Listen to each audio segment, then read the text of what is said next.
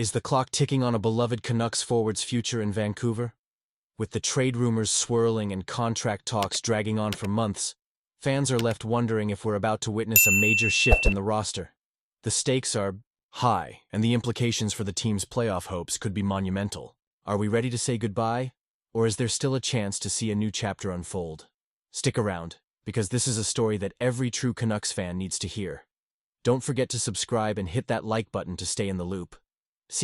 Vancouver Canucks find themselves at a critical crossroads with Brock Boeser, and let me tell you, as a passionate fan, this situation is weighing heavily on my mind. With contract negotiations dragging on, it feels like we're stuck in limbo.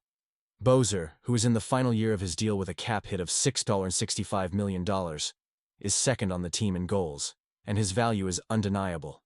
He's a proven scorer, having led the team last season with 40 goals.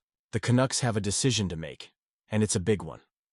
Now, according to insiders like Darren Dreger, Boeser is poised to command a hefty sum on the open market, potentially more than what the Canucks are willing to spend. That's concerning. Rick Dhaliwal reported that Boeser has been waiting 7 months for a new deal. And just when you thought the organization would prioritize him, they go out and trade for Marcus Pettersson, signing him to a long-term contract. That's got to sting a bit for Boeser and makes you wonder about the Canucks' urgency in this situation. General Manager Patrick Allvin mentioned in his mid-season press conference that they're still evaluating Boeser. But how long can this evaluation go on? The Canucks have had multiple chances to extend him, yet they keep pushing the talks aside.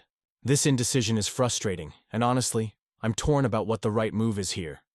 Do we risk losing Boeser for nothing in free agency, or do we trade him and hope for a solid return?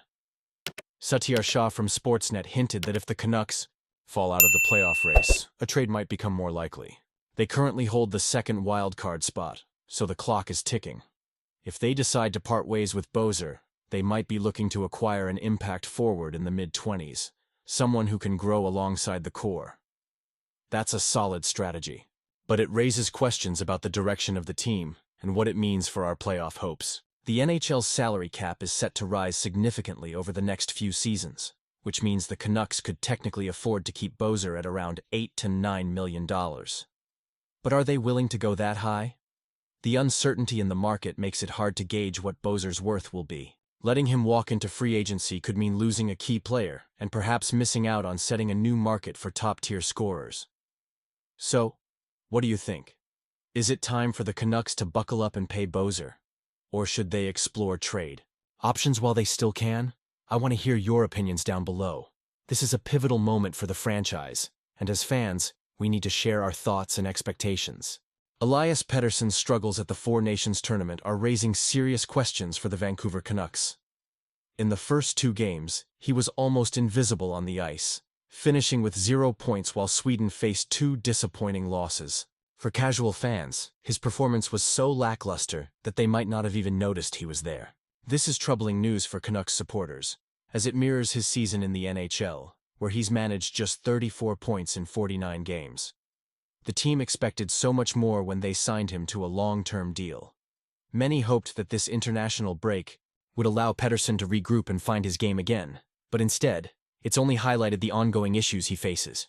The reality is that Pettersson, who once was seen as a potential franchise player, has not lived up to the expectations placed upon him. His struggles are compounded by the recent trade of fan favorite JT Miller, which was partly motivated by Pettersson's lack of production and his strained relationship with Miller. Fans were optimistic that once Miller was out of the picture, Pettersson would revert to his dominant self. Unfortunately, that hasn't been the case. He still looks out of sorts. It's a tough pill to swallow, but we have to ask ourselves, is Pettersson still the most valuable Elias Pettersson in the organization? There's a younger prospect with the same name who has shown promise in limited action, which makes you wonder where the team is heading.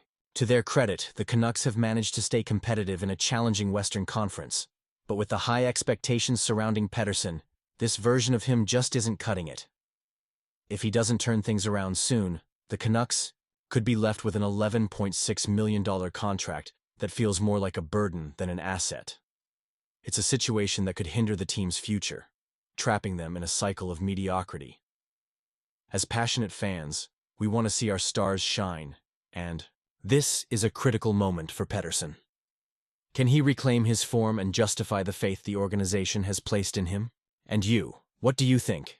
Was the decision to trade Miller the right move? Honestly, I'm torn. While it might have opened up opportunities for Pettersson, it didn't translate into immediate results. I want to hear your opinions down below. The stakes are high for Pettersson and the Canucks, and they need him to step up if they hope to fulfill their playoff aspirations. So, what's next for our young star? Is he going to find his groove and help the Canucks become a contender? Or are we left wondering what could have been? Don't forget to activate the notification bell to get all the latest updates. I want to keep this conversation going, so like, share, and subscribe to the channel. Let's stay connected as we navigate this roller coaster of a season together.